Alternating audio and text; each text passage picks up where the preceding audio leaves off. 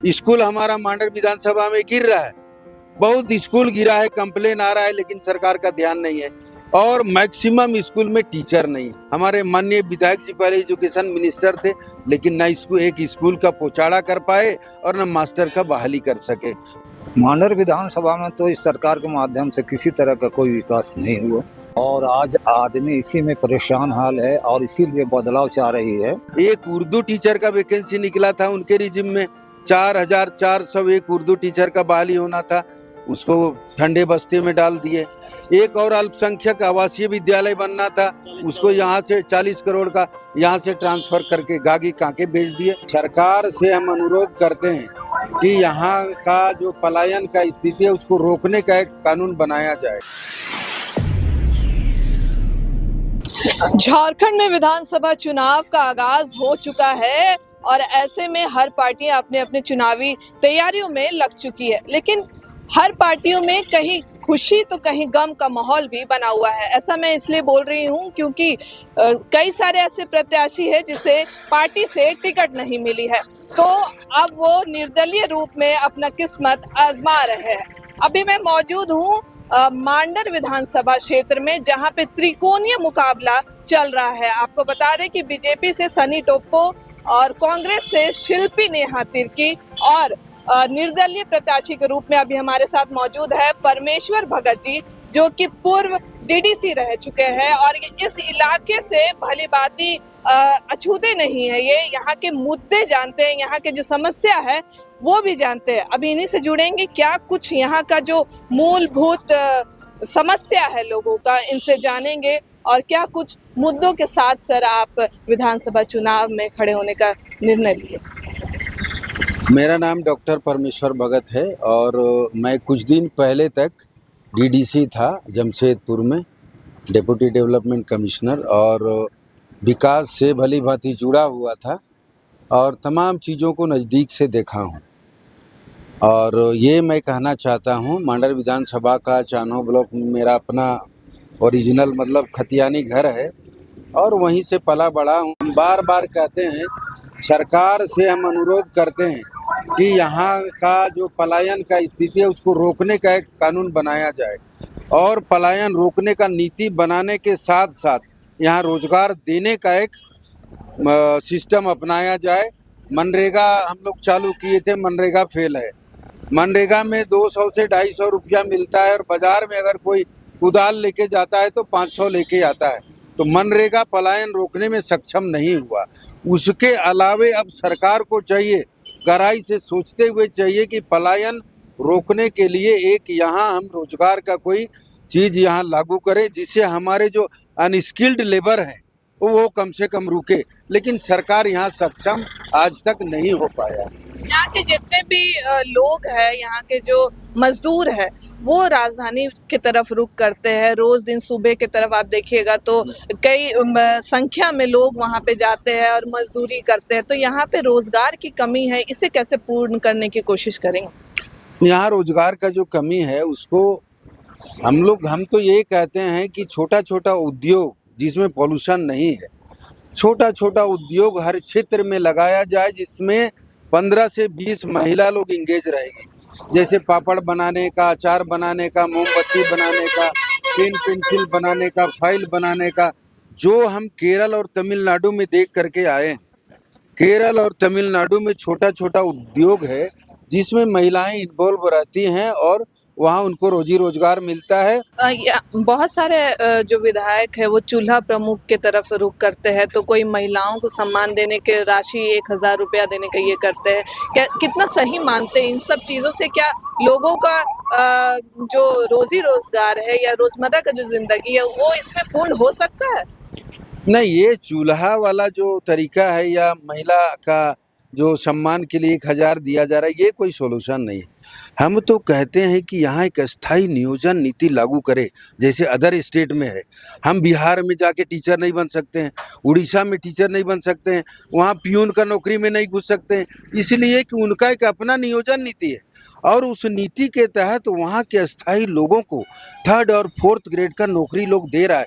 उसमें एक बहुत बड़ा मास है, वो तरह तरह का ऑफिस में इन्वॉल्व हो रहा है और अगर हम 10 से 15 हज़ार का नौकरी और रोजगार देते हैं बच्चों को, नौजवान को, तो ये चूल्हा और महिला सम्मान का कोई मतलब नहीं रहेगा। उस 15,000 का रोजगार से वो परिवार को पाल लेगा। हम सरकार से इसीलिए अनुरोध करते हैं कि महिला योजना से ज़्यादा आपका महत्वपूर्ण योजना ये है कि आप नौजवान बच्चों को जैसे उनका क्वालिटी है, कोई अगर ड्राइविंग लाइसेंस जानता है उधर इन्वॉल्व करिए, कोई अगर इलेक्ट्रीशियन है तो उधर इन्वॉल्व करिए, कोई अगर फिटर है तो उधर करिए, कोई अगर टर्नर है तो उधर करिए। ITI पॉलिटेक्निक को प्रश्रय दीजिए और वहाँ से जो बच्चे कोर्स कंप्लीट कर रहे हैं उसको इधर 15 से 20 हज़ार का नौकरी दीजिए, ताकि आपको ये जो महिला सम्मान का कोई ज़रूरत नहीं पड़े। एक घर में अगर 15,000 महीना घुसता है झारखंड में तो अपने आप को संभाल लेगा और घर का चूल्हा जलेगा। इस पर सरकार का ध्यान नहीं है, ये हम ध्यान आकृष्ट करना चाहते हैं। सर, ये जो क्षेत्र है यहाँ पे ना एक अच्छा स्कूल है, ना एक अच्छा कॉलेज है, और ना ही साथ ही अस्पताल भी नहीं है, क्योंकि लोग जो है अगर बीमार पड़ते हैं तो राजधानी की तरफ ही रुख करते हैं। अगर विधायक के तौर पे यहाँ पे आते हैं तो क्या कुछ इस सारे चीज़ों पे क्या कुछ प्राथमिकता रहेगी आपकी? जी, इसमें एजुकेशन में मेरा पहला प्राथमिकता है। हम चाहते हैं गांव और शहर का जो पढ़ाई है दोनों में लार्ज डिफरेंस है। हम 8वां क्लास जाते हैं तब यहाँ गांव में ABCD सीखते हैं, और शहर में लोग जैसे KG 1 और 2 में जाता है ABCD सीखता है, तो बहुत अंतर है। अगर उस बच्चे को हम देखें और कंपटीशन आगे चलने के बाद कंपटीशन में लोग बैठता है तो शहर का बच्चा कंप्लीट करता है और देहात का छूट जाता है। हम चाहते हैं कि गांव में भी उस तरह का स्कूलिंग का और एजुकेशन का माहौल बने, स्कूल बढ़िया रहे और स्कूल में टीचर रहे। मूल ये है जो स्कूल में टीचर रहे, जो झारखंड में नहीं है।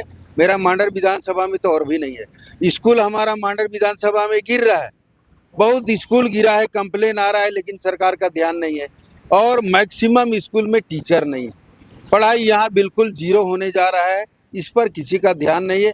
हमारे माननीय विधायक जी पहले एजुकेशन मिनिस्टर थे, लेकिन न एक स्कूल का पोचाड़ा कर पाए और न मास्टर का बहाली कर सके। एकदम अक्षम मंत्री रहे, ये हम देख रहे हैं 20 साल से। उनका उपलब्धि बिल्कुल नगण्य रहा। कितना रेटिंग देना चाहेंगे 10 में? अगर उनको वर्तमान सरकार का कार्यकाल अगर देखा जाए तो कैसा मानते हैं, कैसा रहा उनका कार्यकाल? अगर हम 10 में रेटिंग देना चाहेंगे तो जैसे एक और बात बताना चाहते हैं, स्कूल का टीचर का बहाली करना था, नहीं हुआ।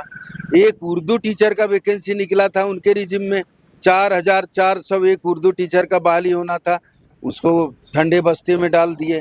एक और अल्पसंख्यक आवासीय विद्यालय बनना था, उसको यहाँ से 40 करोड़ का यहाँ से ट्रांसफ़र करके गागी कांके भेज दिए। तो इन तमाम चीज़ों को देखने के बाद, आकलन करने के बाद उनको तो मार्क देना बहुत मुश्किल है। मतलब इन 5 सालों में बाप बेटी ने कुछ भी विकास नहीं किया ना, स्कूलिंग में तो नहीं हुआ है, शिक्षा में उनका कोई खास अमूलचूल परिवर्तन उनके तरफ से देखने को नहीं मिला। ठीक है, हम बात कर रहे थे परमेश्वर भगत जी से, जो यहाँ के निर्दलीय प्रत्याशी है मांडर विधानसभा से, और इनका यही साफ तौर पे कहना है कि अगर हम विधायक बन के आएंगे तो रोजगार को बढ़ावा देंगे और जो पलायन है उसे रोकने का काम करेंगे। और भी कुछ लोग हैं, यहाँ के सरपंच जी भी हैं, उनसे भी बात करेंगे, उनसे भी बात करना चाहेंगे कि क्या कुछ लगता है सर, जो वर्तमान सरकार है अभी तक कितना विकास कर पाई है? मांडर विधानसभा में तो इस सरकार के माध्यम से किसी तरह का कोई विकास नहीं हुआ, और आज आदमी इसी में परेशान हाल है, और इसीलिए बदलाव चाह रही है मांडर विधानसभा का। और इसमें अभी के मुताबिक हमारा 80% लोग परमेश्वर भगत की तरफ अपना दृष्टि रखा है। अच्छा, इस विधानसभा में एक परेशानी ये भी है धर्मांतरण का, ये आप मानते हैं? धर्मांतरण यहाँ कोई मुद्दा नहीं है, ये मुद्दा बनाया जाता है। लोग जो है वो रोजगार के लिए धर्मांतरण करवा रहे हैं। नहीं, ऐसी बात तो नहीं है हमारे मांडर विधानसभा में, ऐसी बात नहीं नहीं। मतलब जो बड़ी संख्या में आदिवासी है वो ईसाई बन रहे, ऐसा कुछ मुद्दा नहीं है? ईसाई बनने का तो परंपरा पहले ही से लोगों को रहा है, आज ईसाई कहाँ से आए? वही सरना धर्मावलंबी लोगों से जो कन्वर्टेड हुए हैं लोग, वही ईसाई कहलाते हैं। और ईसाई अपना अंदर में क्या करती है वो ईसाई समझेगा, लेकिन मैं तो एक मुस्लिम बरादरी से ताल्लुक़ रखता हूँ। हमारे धर्म के अंदर में किसी का कोई मंत्रानुन नहीं है और ना कोई परिवर्तन इसको लाया है। इस एरिया में, इस क्षेत्र में क्या कुछ लगता है कि हाँ, अगर परमेश्वर भगत जी आएंगे तो क्या कुछ काम करने की आवश्यकता है? निश्चित रूप से इनका अपना एक जन्मस्थली क्षेत्र है, विधानसभा, पढ़े लिखे आदमी हैं, बहुत ऊंचे स्तर में रहे हैं, डीडीसी रहे हैं, इनको सब पता है काम करना, फाइल कहाँ है, कहाँ बदलता है, कहाँ रुकता है और कैसे विकास होती है, सरकार से मांग करने का तौर तरीका क्या होगा, यहाँ का मास्क कैसे इनके हाथ में रहेगी, सारा इल्म इनके पास है। और इसी को समझते हुए आज यहाँ की जनता इनके तरफ अपना मन बनाकर बैठी। मतलब आप वर्तमान सरकार के कार्यकाल से खुश नहीं? नहीं, कोई भी विकास नहीं? कोई विकास नहीं हुआ।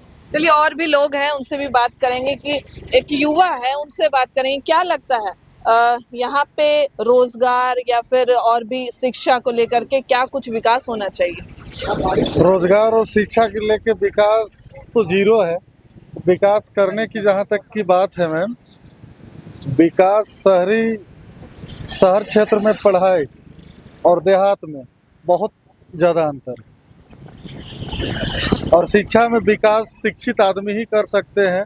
और हमारे जो अभी प्रत्याशी हैं डॉक्टर परमेश्वर भगत शिक्षित हैं, शिक्षा में जरूर शिक्षा पे भी ध्यान देके और शिक्षा का लहर मंडल विधानसभा में आपकी जो वर्तमान विधायिका है शिल्पी नेहा तिर्की, वो भी काफी शिक्षित है, तो क्या अभी तक शिक्षा में विकास नहीं ला पाई? शिक्षा में तो बिल्कुल विकास जीरो है मांडर विधानसभा में।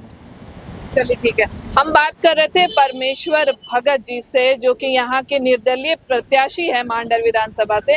अगर ये चुन के आते हैं तो इनकी प्राथमिकता शिक्षा को बढ़ाने की होगी, रोजगार की बढ़ाने की होगी, पलायन घटाने की होगी और इस विधानसभा में लोगों को विकास देने की होगी और इस क्षेत्र को भी विकसित करने की होगी। अब आने वाले दिनों में झारखंड विधानसभा चुनाव होने हैं, देखने वाली यही बात होगी कि परमेश्वर भगत को क्या कुछ सफलता हासिल होती है। फिलहाल इस खबर में इतना ही। बने रहिए द न्यूज़ ट्रेंड झारखंड के साथ। नमस्कार।